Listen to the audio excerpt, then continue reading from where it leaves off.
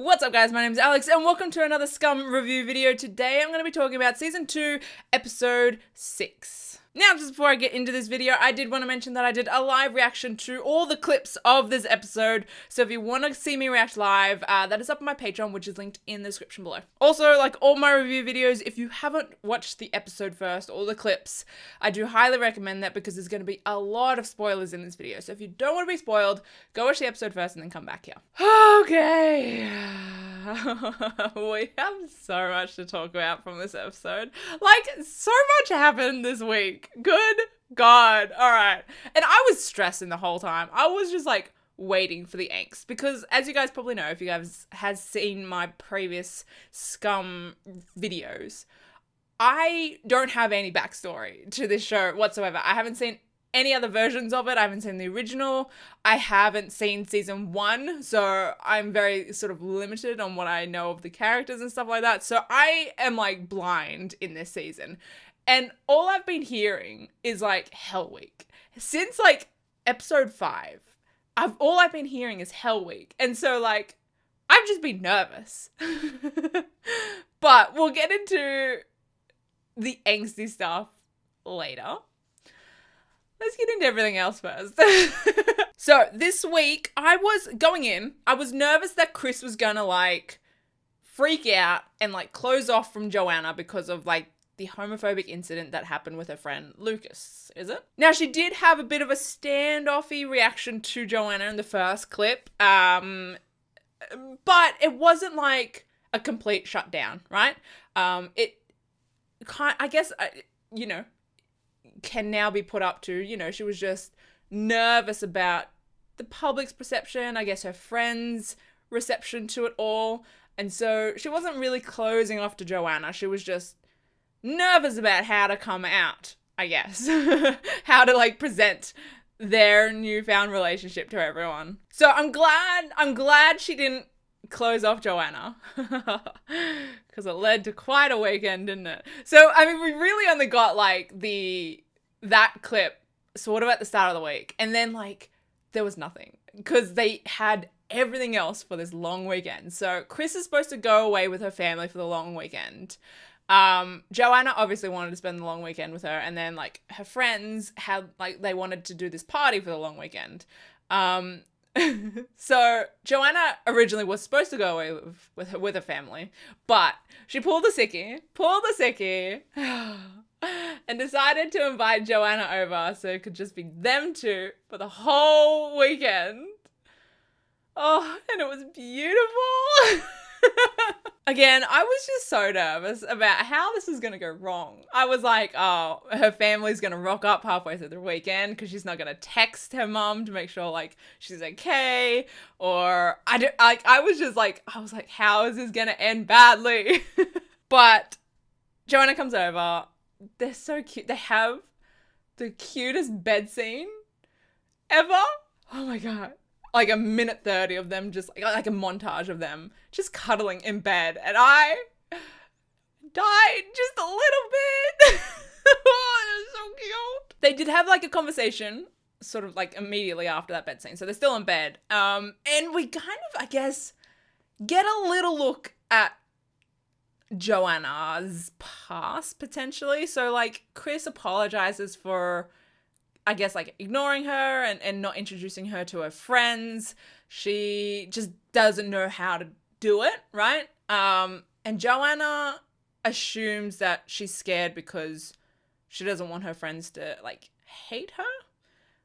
And Cris is just like, I just don't know how to do it, right? She feels pretty confident that her friends are going to be okay, I think. But we get a little look at like Joana, like it seems like she's been really hurt by someone, eh? Like, she sort of hints at, like, feeling like you can trust friends or someone close to you, and really, like, loving them, but then all of a sudden, they go from loving you to just, like, stabbing you in the back. So, like, I don't know, I guess, like, I took that as she's, like, clearly been, like, really hurt by someone close to her. And so she's got some potential, like, trust issues. So that made me, nervous again. Anyway. But Cris is like, no. I'm sure they'll be fine. So she concocts this idea to mesh these two plans of hers together, her friend's party and hanging out with Joana. She decides to have the party at her place. And she introduces Joana to her friends. Oh, man. Again, super nervous going into this. I was like, oh my God, is it just going to end so badly? But it was okay. It was okay. There was just a bit of cringiness in regards to it. But overall, the friends were okay. I do have to say though, the pink chick, I dubbed her the pink chick in my reaction videos because I didn't know her name. But it's like Veery? I'm going to say. She had some interesting reactions to it. I was like so ready to just like fight her. You know, I was like, oh man. She's gonna be trouble, isn't she? She's gonna hurt Chris's feelings. I'm gonna have to fight this bitch. But again, not knowing like her backstory, not really knowing her character outside of what I've seen in season 2, it kind of just seems that she just, it doesn't have a filter, is not very discreet, and is just like curious, just like holds everything on her face. Like she was just very surprised, but she was also curious about like everything, like about the labels, about the sex. I was like, oh, okay. Maybe I don't need to fight this one. I mean, I'm just being an idiot. Of course, I'm not going to fight a fictional character. But anyway, you get the gist. But I will say, my gay mind went into overdrive with her. Look, okay, here's the deal. They had this chick, Nora. She started singing at the end of clip 6, was it? 5? 6?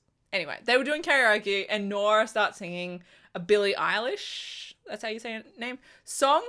Great, she's a great singer, is doing well. And I don't know, apparently everyone is like lovey-dovey over this dude and he's, I don't know his deal. I don't honestly care about him, to be honest. But during that scene, all I saw, and honestly, I'm probably wrong.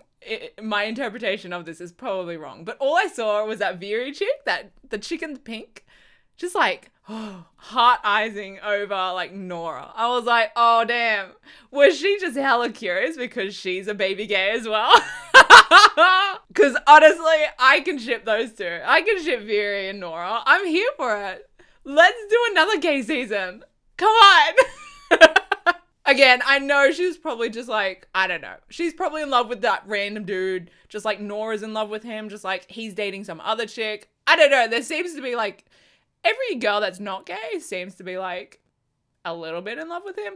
Don't understand it. Probably because I'm gay. But yeah, so she was probably just, I don't know what the deal was, but honestly, all I saw in that scene was gay. All I saw was Veery having heart eyes for Nora. That's all I saw. It's now my headcanon. But anyway, moving on from that. So up until this point, I'd been nervous going into things. I was like, oh shit. Like, shit's gonna hit the fan. The parents are gonna come home early. The friends aren't gonna react well. Something's gonna go wrong. And up until this point, everything had gone pretty well, except for a couple bumps here and there. Everything had gone pretty well. And I was like, oh damn, okay. I'm happy. I'm good. We get into this last clip. Oh my God. Here's the angst. We knew it was coming. Here it is. So Cris takes Joana up to her spot on the roof. Oh, so cute. They're so cute. I just can't. I cannot. And they're just adorable. They're just cute together. They're kissing, hugging. They're just full-on heart eyes for each other. And Joana takes off her necklace that she still needs to explain to Cris and us as the audience, like the importance of it. But she takes off her necklace and gives it to Cris and says, I love you. Oh, God. Oh, it's too much. I died. Like, they've been together for what, like a week? And she's like already in the I love you stage, which for me as a viewer, like just seeing their connection, their chemistry, I'm just like, oh my God, yes, this is perfect. But like in reality, way too soon. Come on. Like, this is another level of like U-Haul quickness. I honestly am here for it, but yes, a little quick, I think. So Joana hits her with the I love you. Tries to give her a necklace. And obviously, Cris freaks out a little bit. I mean, up until this point, she didn't think she would ever fall in love with anyone. She thought all that was stupid. She didn't, I guess, see herself as a commitment person, I guess. And then all of a sudden she's in a relationship with this chick for a week. And obviously, you know, this is all new to her. I don't think she's experienced any of the emotions that she's experienced with Joana before. And so she freaks out a little bit with the I love you, which is understandable. Totally understandable. But it's not like she like rejects her. She's just like scrambling. She's like, I need time to process. But in doing so, she gives the necklace back and I guess in the eyes of Joana, runs away. In reality, Cris just goes off to get like Joana a jumper and just like, I guess, some breathing space to like process it all. And she comes back and Joana's gone. Oh God. So yeah, I mean, we did touch on Joana's potential trust issues. She's potentially been hurt by someone that she thought she loved previously. So this is probably, I don't know, a bit triggering to her potentially. There's a lot we don't know about Joana, which I cannot wait to find out. But so she's gone. I'm, you know, guessing she's feeling quite rejected and she just ran. And so that leaves us to the end of episode 6. Cris comes back up to the roof, doesn't know where she is, and it ends. We've had some sort of like text posts being posted, Cris trying to get in contact with her, Joana's just like MIA. So yeah, that I guess brings us into potentially Hell Week that everyone has been like talking about. It's a different kind of Hell Week from what I understand from like the other scums, but yeah, I mean there's a lot of theories going around about what's going on. A lot of them are so dark and I am honestly not in that headspace. For me personally, I'm just like, she's just been rejected and she's run, you know, she just needs like, she is trying to like disengage. She's like, oh fuck, I need to save my feelings here. I need to get out. I need to just like, you know, I do think, well, okay, we're going to get into a little bit of theories. So if you don't want to hear potential theories for like the rest of the season, maybe click off now. But I do think she potentially, I have seen the theory that she was behind the disappearance of the drugs in like the first episode. And I can see that. I can see some like, I guess, that sort of storyline playing out where she's sort of mixed up in some sort of drugs, potentially. I don't know though. I personally can just see it being like just relationship drama. That is the angst, right? But I can see the sort of drugs angst playing out as well. I saw some people talking about how she jumped off the roof. I mean, I feel like at this point that's been ruled out. Because I feel like, I mean, we've seen Chris's text over like a day, over potentially like 24 hours. And I feel like, you know, if she did jump off the roof, Cris would know about it by now. There would have been police ambulances surrounding her building. People would be talking about how a girl jumped off the roof. So I think that's pretty well ruled out, hopefully. Yeah, there's a lot of like really dark theories going around that I'm honestly not a huge fan of, but like, I don't know. I'm way too optimistic, I feel like. I have my expectations very, very high when it comes to shows. I don't know. That's just me. The only show where I'm like, yes, give me murder, give me death, give me angst is like Killing Eve. I'm all for it there, but like, I feel like that's the only show. So I'm very intrigued what this next episode will bring, what the angst actually is going to be, what we learn more about from Joana. Yeah, we've got, 3 more episodes left, so I'm very curious, excited, nervous about what the episodes are to bring.